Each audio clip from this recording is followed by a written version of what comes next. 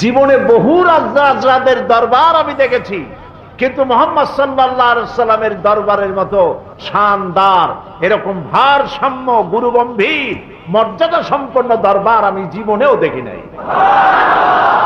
তার কোনো সিংহাসন নাই, সাধারণ মানুষের মধ্যে তিনি বসেন, নিজের জন্য আলাদা কোনো সিংহাসন নাই।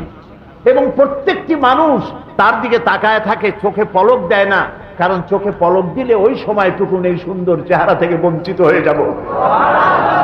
তিনি যখন উযু করেন, উযুর পানিগুলি কেউ মাটিতে গড়াতে দেয় না, সাহাবীরা পানিগুলি উঠায় নিজেদের গায়ে মাখায় নেয়। আমি এমন দরবার জীবনে কোথাও দেখি নাই। নবী করিম সাল্লাল্লাহু আলাইহি ওয়াসাল্লামের দরবারে এসে লোকেরা সব তাকিয়ে থাকতেন এবং একটা গুরুগম্ভীর পরিবেশ থাকত। কিন্তু এই গুরুগম্ভীর পরিবেশকে রাসূলুল্লাহ বেশি সময় থাকতে দিতেন না। তিনি মাঝে মধ্যে রসিকতা করতেন।